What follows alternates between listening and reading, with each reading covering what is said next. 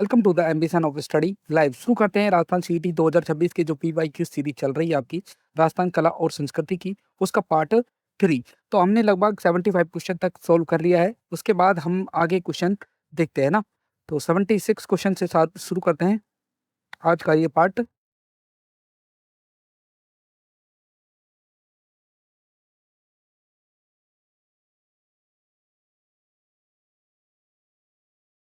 तो question number 76 है आपकी आज की सीरीज का। फड़ कलाकार श्री लाल जोशी राजस्थान के किस स्थान से संबंधित है? जयपुर, चूरू, सीकर या भीलवाड़ा? तो आप इस क्वेश्चन को पोज कीजिए और 10 सेकंड के अंदर इस क्वेश्चन का आंसर देने का ट्राई कीजिए, है ना।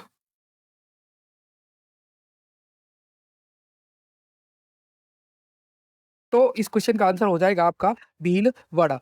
तो जो शाहपुरा भीलवाड़ा गांव के रहने वाले हैं श्री लाल जोशी, जो आपके किस कला से संबंधित है? फड़ चित्रकला से संबंधित है। अच्छा, इनको 2006 के अंदर, कब? 2006 के अंदर पद्म श्री से सम्मानित किया जा चुका है। इसके अलावा मोटे सूती वस्त्र पर गेहूं या चावल के गोंद लगाकर कलब से 5-7 रंगों से बनी फड़ हमारे चित्रकला को बहुत अच्छा रूप प्रदान कर रही है ना।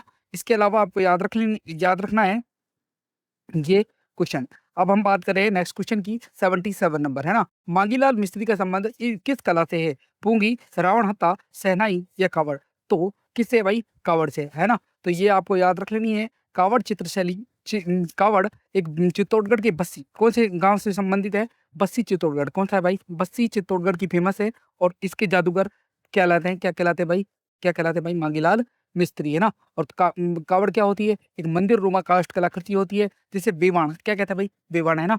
और कावड़ लाल कलर की बनी होती है, कथाओं का चित्रण होता है उसके ऊपर, है ना।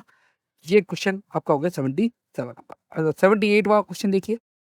राजस्थान की भाषा के लिए राजस्थानी शब्द का प्रयोग सर्वप्रथम किस व्यक्ति ने किया था? George William, George Abraham Grierson, George Franklin या जॉर्ज लिंकन गैरिसन? तो बताइए किसने किया था, है ना। तो किसने किया है? जॉर्ज अब्राहम ग्रियर्सन ने सबसे पहले राजस्थानी शब्द का प्रयोग किया था राजस्थानी भाषा के लिए। आपको एक और चीज याद रखनी है, राजस्थान शब्द का सबसे पहले प्रयोग किया था 1829 में कर्नल जेम्स टोड ने, जबकि 1800 सन में जो राजपुताना शब्द दिया था वो जॉर्ज थॉमस ने दिया था, है ना। उसी से रिलेटेड है राजस्थान की भाषा। 1921 में जॉर्ज अब्राहम ग्रियर्सन ने अपनी पुस्तक लिंग्विस्टिक ऑफ द सर्वे में सर्वप्रथम राजस्थान की भाषा के लिए कौन सा शब्द प्रयोग किया? राजस्थानी भाषा। उन्होंने बताया कि राजस्थानी भाषा का जो उद्भव है वो कौन से अपभ्रंश से बेटा? शोर सैनी अपभ्रंश। कौन से अपभ्रंश से पढ़ेंगे पर? शोर सैनी अपभ्रंश से हुआ। तो इस क्वेश्चन से आपने को इतना कुछ सीखा है। इसके अलावा 8वीं सदी में एक ग्रंथ भी है ना राजस्थानी भाषा का, जिसको कहते हैं कुवल्य माला। क्या कहते हैं भाई? कुवल्य माला। अच्छा, कुवल्य माला में राजस्थान की 8 देशी भाषा 18 देशी भाषा में मरुवाणी शब्द का उल्लेख किया गया है। चलो 79 क्वेश्चन देखिए। कच्ची घोड़ी नृत्य किस अवसर से संबंधित है? निम्न में से उपयुक्त विकल्प चुने। तीज, विवाह, नवरात्र या होली? तो इस क्वेश्चन का आंसर आप कमेंट करके बताइए।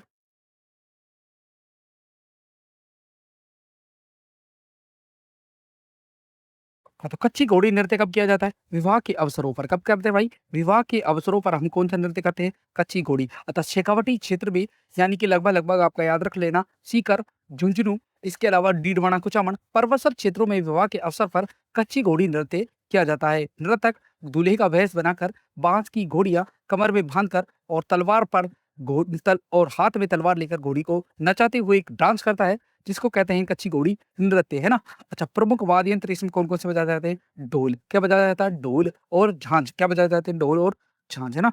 तो याद रख लेना कच्ची घोड़ी, है ना। किस क्षेत्र से संबंधित है? शेखावटी। किससे है? शेखावटी। कब करते हैं? विवाह के अवसरों। अच्छा, क्वेश्चन नंबर 80 देखिए। संतों का जीवन वृतांत जो राजस्थानी भाषा में काव्य के रूप में उपलब्ध है कहलाता है वचनिका, दवावेग, पर्ची या वाद? क्या कहलाता है भाई? आप बताइए, कोशिश कीजिए।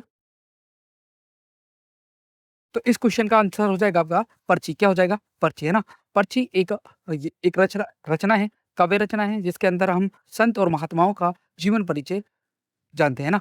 ऐसे प्रमुख पर्चियों के बारे में बचा याद करें तो संत दादू की पर्ची, और इसके अलावा संत कबीर की पर्ची, संत रैदास जी पर्ची, मीराबाई की पर्ची, संत पीपारी पर्ची, है ना? ऐसे काफ़ी पर्चियाँ यहाँ पर हुई हैं ना। पर्ची एक पदबद्ध रचना है जिसके अंदर संत महात्माओं का क्या होता है? जीवन परिचय राजस्थान भाषा में सम्मिलित होता है। तो नेक्स्ट क्वेश्चन देखिए, बोरला नामक आभूषण महिलाएं कहाँ पहनती हैं? हाथ में, सिर में, कान में या नाक में? तो बताइए। ये बहुत ईज़ी क क्वेश्चन था, तो इसका आंसर क्या हो जाएगा? सिर में महिलाएँ क्या पहनती है भाई? बोरला, है ना? सोने-चांदी का बना हो सकता है, मस्तक पर धारण करती है माताएँ, है ना? बोरला, है ना? रखड़ी, सिसफुल, टीडी भलका, ये भी कहाँ पर पहने जाते हैं? सिर पे। और सिर में पटका भी पहना जा सकता है, टीका हुआ, चूड़ामन हुआ, तिलकमणि हुई है, ये सब सिर पर, गोफन वगैरह सब कहाँ पे लगाए जाते हैं? सिर के अंदर, है ना? चलो, क्वेश्चन नंबर भैया जी देखिए, है ना? सूची 1 को सूची 2 से सम्मिलित करना है। कावड़ पेपर से, फड़ रंग से, पानी कपड़ा से और मांडनी लकड़ी से। देखो, कावड़ अभी थोड़ी देर पहले ये मांगीलाल मिस्त्री का संबंध किससे है? कावड़ से, है ना? कावड़ एक लकड़ी की काष्ठनुमा आकृति होती है, मंदिर बोलते हैं उसको, है ना? बेवाण, ना? फड़ फड़ अभी थोड़ी देर पहले पढ़ाया ना, फड़ कपड़े के ऊपर, मोटे कपड़े के ऊपर क्या करते हैं? चित्रकारी। अच्छा, पानी क्या होते हैं? पानी, है ना? और एक मांडना, मांडना किसका बनता है? रंग का। पानी किसके ऊपर? पेपर के ऊपर, है ना? जब दिवाली आती है तो पानी बनाए आते हैं, पानी आते हैं ना लक्ष्मी और गणेश जी के, अच्छा उनको पेपर पे बनाते हैं ना। इसके अलावा मांडना धरती में रंगोली बनाते हैं, उसको कहते हैं मांडना, है ना? चलो, बना सकते हो। तो इसका आंसर क्या हो जाएगा? देखो, ए का फोर कौन से ऑप्शन में? एक ही ऑप्शन, तो इसका आंसर हो जाएगा। क्वेश्चन नंबर 83 देखिए, राजस्थान में किसी महिला द्वारा दांतों के बीच सोने की कील लगाना कहलाता है? चूं, भारी, दामड़ा या बोरला? देखो, आभूषण का एक और अच्छा सा सुंदर सा क्वेश्चन है। इस क्वेश्चन का आंसर क्या हो जाएगा? चूप हो जाएगा। क्या हो जाएगा भाई? चूप, है ना? अच्छा, स्त्री द्वारा दांतों के बीच में सोने की कील को गड़वाना क्या कहलाता है? चूप कहलाता है। क्या कहलाता है? चूप कहलाता है। अच्छा, दांतों में और आभूषण, रखन क्या पहन सकते हैं? रखन भी पहनते हैं, है ना? इसके अलावा मासा, मासा क्या पहनते हैं भाई? मासा। और क्या पहनते हैं? दांतों में धाक क्या पहनते हैं भाई? धाक। क्वेश्चन नंबर 84 देखिए, वह साहित्य जो अभिलेखों, सिक्कों तथा मोहरों पर उत्कीर्ण होता है साहित्य कहलाता है? निम्न में सबसे उपयुक्त विकल्प चुने। क्षेत्रीय, परंपरागत, लोक और पुरालेखीय। अच्छा, सिक्कों के ऊपर, अभिलेखों में और मोहरों पर जो साहित्य उत्कीर्ण होता है उसको क्या कहते हैं भाई? कौन सा साहित्य कहेंगे? तो बताइए। अच्छा, ये इस क्वेश्चन में ही दिख रहा है, साहित्य में, अभिलेखों में तो पुराना होगा, है ना? पुराना होगा तो कौन सा हो जाएगा? पुरालेख्य। अच्छा, पुरालेख्य जो भी साहित्य लेखन है वो कहाँ पर मिल जाता है हमें? अभिलेखों में, सिक्कों में, मोहरों पर, इन सब पर जो अध्ययन होता है उसको बोलते हैं अपन पुरालेख्य साहित्य, ठीक है? क्वेश्चन नंबर 85 देखिए, लांगुरिया गाना किस लोक देवी देवता से संबंधित है? खाटू जी, श्री महावीर जी, जीन माता या केला देवी? तो बता देंगे, ये बहुत ईजी क्वेश्चन है ना? तो कौन सी देवी है? केला देवी है। अच्छा, केला देवी, करौली की माता केला देवी से संबंधित कौन सा लोक नृत्य है? गायन है? लंगुरिया, है ना? तो केला देवी करौली के यादव वंश की क्या थी? कुल देवी थी, है ना? इसके अलावा मीणा और गुजरों की क्या है? इष्ट देवी। अच्छा, करौली के त्रिकूट पर्वत पर माता केला देवी विराजमान है। चैत्र शुक्ल अष्टमी को बहुत ही अच्छा मेला बढ़ता है। कौन सी नदी किनारे? आपको पता होना चाहिए, कालीशील। कौन सी नदी है? कालीशील नदी के किनारे माता है ना? और माता को योग माया का अवतार माना जाता है। किसका अवतार माना जाता है? योग माया का अवतार। अच्छा, एक और माता के जो केला देवी मंदिर के सामने बोहरा भगत की छतरी है। किसकी है? बोहरा भगत की छतरी है। क्वेश्चन नंबर 86 देखिए, धन्ना किसका शिष्य था? है ना? क्वेश्चन नंबर 86 आया, धन्ना किसका शिष्य था? रामानंद, दादू दयाल, कबीर या पीपा? तो क्या आंसर हो जाएगा? धन्ना, है ना? धन्ना किसके शिष्य थे? रामानंद के ना। संत धन्ना का जन्म धुवन गांव टोक में हुआ था। कहाँ हुआ था? धुवन गांव टोक में। राजस्थान में धार्मिक आंदोलन का श्री गणेश, है ना? ये क्वेश्चन भी बहुत आया, राजस्थान में धार्मिक आंदोलन की अलग जगाने वाला कौन है? धन्ना। कौन है भैया? धन्ना। अच्छा, धन्ना जी निर्गुण भक्ति मार्ग के क्या थे? उपासक थे, है ना? ये राजस्थान छोड़ के कहाँ चले गए? बनारस, और वहीं पर रामानंद जी के क्या बन गए थे? शिष्य बन गए थे।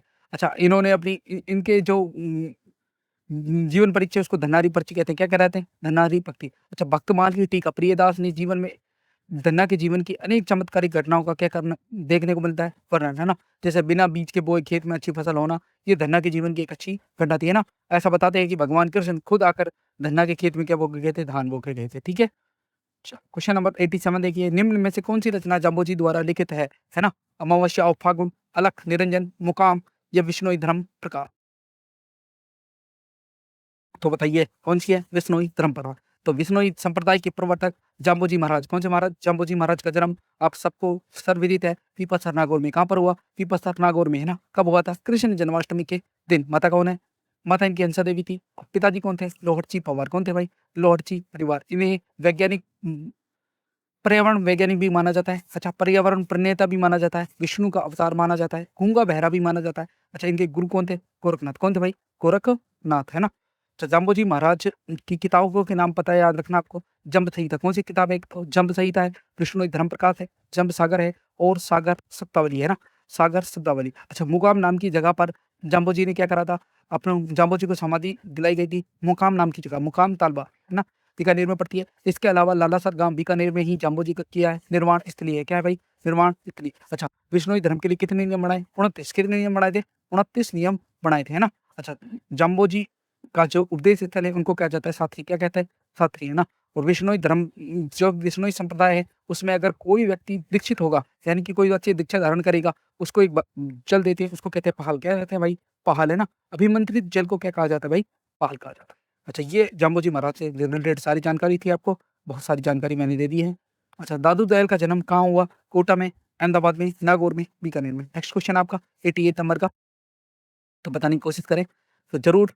दादू जी महाराज का जन्म हुआ अहमदाबाद में। कहाँ पर हुआ? अहमदाबाद में हुआ था। अच्छा, इनका लालन पोषण लोदीराम ब्राह्मण ने किया। किसने करा? लोदीराम ब्राह्मण, है ना। और 1568 सन में ये राजस्थान आ गए थे और सांभर में आए। वहीं पर इन्होंने क्या करा? धुना लगाना चालू किया। राजस्थान के कबीर नाम से प्रचलित दादू दयाल बहुत अच्छे संत हुआ करते थे। अच्छा, इनके 52 शिष्य थे। कितने शिष्य थे? 52, है ना। इन्होंने 52 शिष्यों ने को 52 स्तंभ कहा जाता है। क्या कहा जाता है? 52 स्तंभ। इनके शिष्यों के नाम भी पता होना चाहिए। गरीबदास, क्या नाम है? गरीबदास, है ना। मेन शिष्य गरीबदास, मिस्किन दास, इसके अलावा सुंदरदास, बखना जी। कौन थे? बखना जी, रज्जब जी, माधोदास, जगन्नाथ, है ना। दादू जी की 2 पुत्रियां हुआ करती थी, जिनका नाम था शोभा कुबरी और रूप कुबरी। क्या नाम था? शोभा कुबरी और रूप कुबरी, है ना। ये इनकी।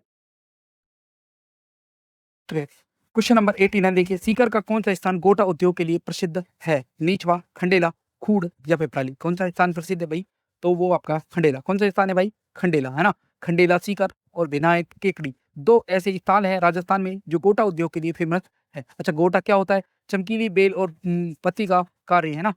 यहाँ पर वस्त्र को आकर्षित करने पर किनारों पर बनाई जाने वाली, अपने बोलते हैं ना, लेस लगा दो, है ना, नीचे गोटा, तो वो क्या कहलाता है? कहलाता है गोटा, है ना। अच्छा, गोटे के प्रकारों को नाम याद रखना है। लप्पा लप्पी। क्या नाम है? लप्पा लप्पी, किरण, बांकरी, इसके अलावा मुकेश। क्या नाम है? मुकेश, है ना।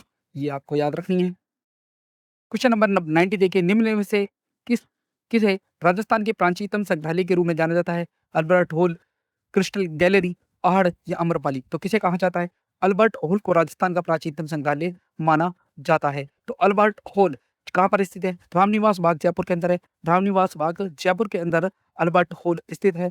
अच्छा, 1876 में जब प्रिंस ऑफ वेल्स की भारत यात्रा थी, उस समय अल्बर्ट हॉल का क्या क्या रखा था? उद्घाटन करा गया था। आपको याद रख लेना है। प्रिंस ऑफ वेल्स भारत आए, है ना।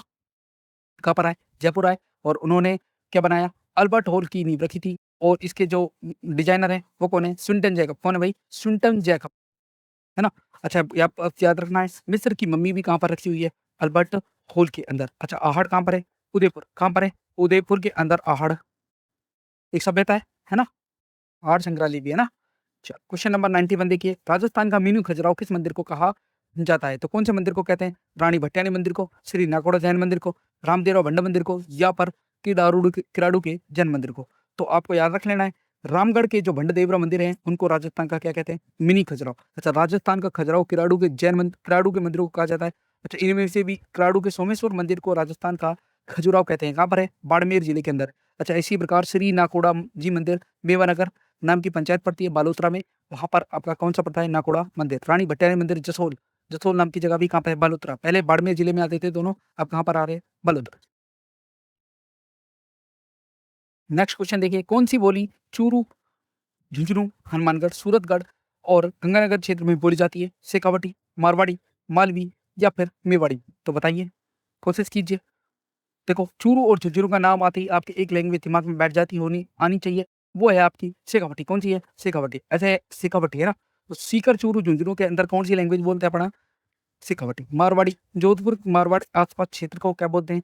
तो मारवाड़, तो जोधपुर बाड़मेर में कौन सी लैंग्वेज बोलते हैं अपना? मारवाड़ी। अच्छा, मालवी लैंग्वेज आपको याद रखना है, प्रतापगढ़ और झालावाड़ के अंदर मालवी लैंग्वेज बोली जाती है। मेवाड़ी लैंग्वेज उदयपुर के शहरों में बोले जाते हैं। हनुमानगढ़ और गंगानगर में एक और लैंग्वेज चलती है, पंजाबी। कौन सी चलती है भाई? पंजाबी, लेकिन शेखावटी भी चलती है। क्वेश्चन नंबर 93 देखिए, राजस्थानी गद्य और पद्य की विधाओं में वह रचनाएं जो किसी व्यक्ति के राजवंश की उपलब्धियों और घटनाओं पर प्रकाश डालती हैं कहलाती है? देखो अच्छा क्वेश्चन है ये भी।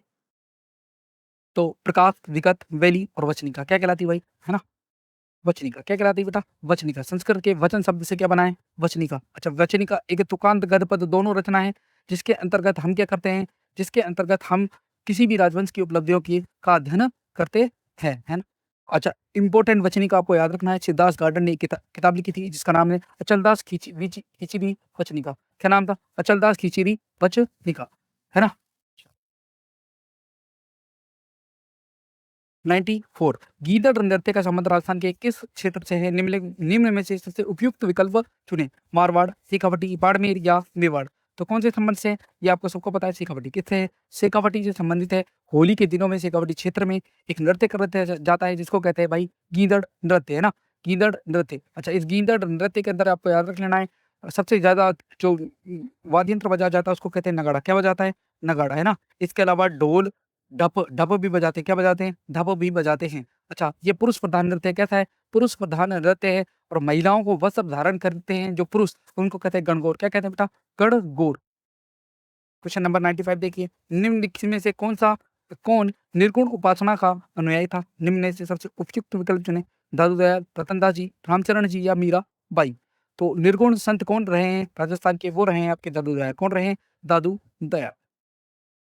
देखो, दादू दयाल के बारे में अभी थोड़ी देर पहले बताया। दादू दयाल का जन्म 1544 में अहमदाबाद में हुआ था। कहाँ पर हुआ था? अहमदाबाद। लालन पोषण वही लोधीराम ब्राह्मण ने किया। संत राजस्थान के कबीर के नाम से जाने जाते हैं संत दादू दयाल जी। दादू दयाल जी भारत आ गए और भारत में आकर सांभर में उन्होंने क्या जमाया? अपना धूना जमाया, है ना। वहीं पर नरेना नाम की जगह इसके पास में ही, जहाँ पर दादू दयाल का अंतिम समय बीता, है ना। और वहीं पर बैराज की पहाड़ियों में दादू दयाल ने बोला कि मेरे शरीर को रख दो, और उसके बाद वो क्या हुए?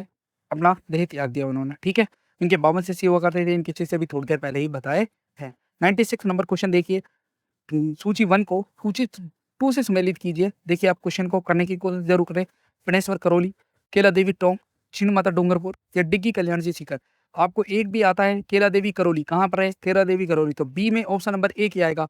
तो ऑप्शन नंबर 1 बी में है, तो एक ही ऑप्शन में है, तो वैसे ही हो जाएगा, है ना। आंसर तो एक ही क्वेश्चन से हो रहा है। आपको फिर भी पता होना चाहिए। बेनेश्वर डूंगरपुर सोम माहीचाकम नदी के किनारे बेनेश्वर धाम स्थित है। राजस्थान में खंडित शिवलिंग की पूजा कहाँ पर की जाती है? बेनेश्वर में। करौली में भी बताया। छिन्न माता का मंदिर कहाँ पर है? देवास और सीकर के अंदर है। डिग्गी कल्याण जी आपके मालपुरा टॉप के अंदर है ना। चलो, क्वेश्चन नंबर 97 देखिए, चित्रकला कला भी थी निम्न में से किस स्थान में स्थित है? बूंदी, बीकानेर, जयपुर या कोटा। तो इस क्वेश्चन का आंसर आराम से क्वेश्चन करिए। ये एक अच्छा क्वेश्चन है आपके लिए, जिसका आंसर हो जाएगा भाई जयपुर। कहाँ पर है? जयपुर। चित्रशाला कला वीथी कहाँ पर है?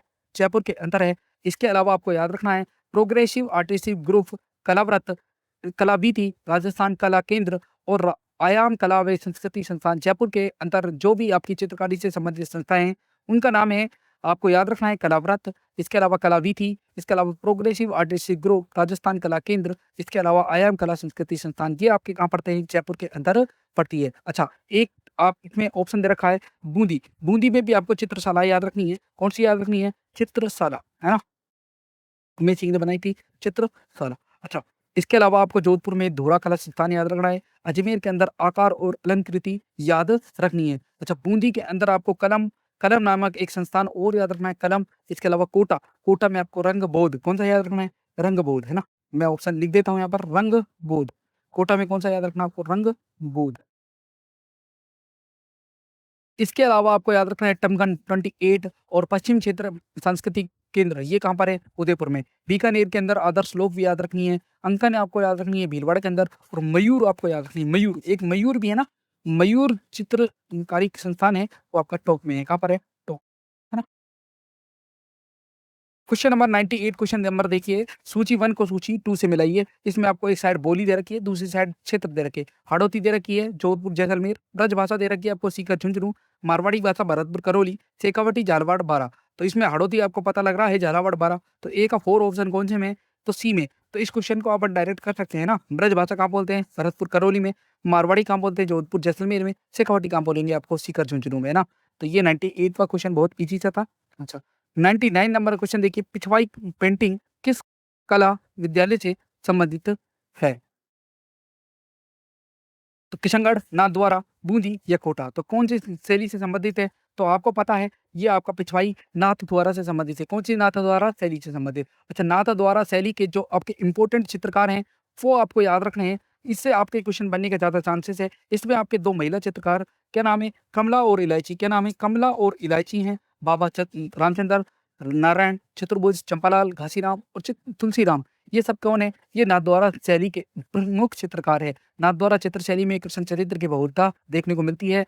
वल्लभ संप्रदाय के चित्रों का चित्रांकन भी देखने को मिलता है। इसके अलावा कृष्ण भगवान के जो मंदिर है उसके पीछे बड़े आकार का जो पर्दा लगाया जाता है उसको कहते हैं पिछवाई। क्या कहते हैं? पिछवाई। हरे कलर की होती है। किस कलर के? हरे और पीले रंगों की अधिकता इसमें मिलती है।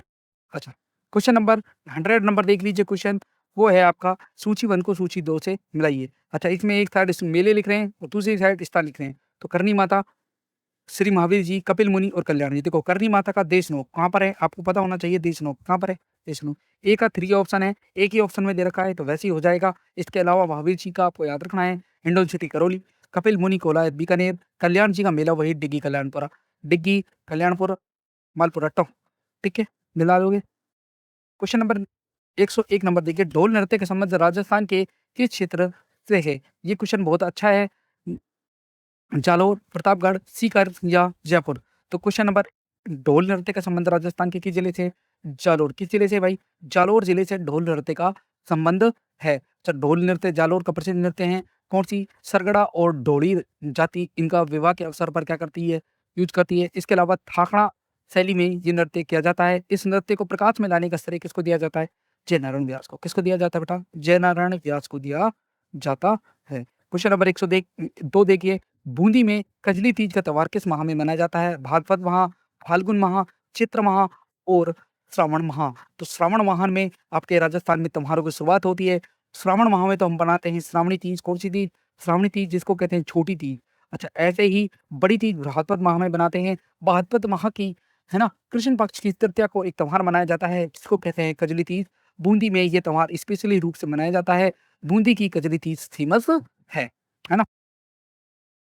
क्वेश्चन नंबर 103, ये देखो आपका क्वेश्चन नंबर 103 आ गया है। इस क्वेश्चन नंबर 102 तक, क्वेश्चन नंबर 102 तक आपके राजस्थान सीटी के दोनों सालों में जितने भी क्वेश्चन हुए हैं, लगभग लगभग 102 क्वेश्चन आपके इन सिलेबस से आए हैं ना, राजस्थान सीटी के। अब हम जो क्वेश्चन कर रहे हैं सीटी ग्रेजुएशन के कर रहे हैं 2024 के, फिर हम सीटी ग्रेजुएशन 2023 के, फिर 24 के, दोनों को सोल्व करने की कोशिश करेंगे। तो अब चित्तौड़गढ़ स्थित विजय स्तंभ पर पहला स्मारक डाक टिकट कब जारी किया गया? 1974, 1986, 1956 या 1949। तो कब किया गया? 1949 के अंदर आपको चित्तौड़गढ़ स्थित विजय स्तंभ पर पहला स्मारक टिकट जारी किया गया। क्वेश्चन नंबर 104 देखिए, अकबर द्वारा निर्मित शुक्र तालाब किस किले में स्थित है? गागरोड, सिवाना, नागौर या शेरगढ़।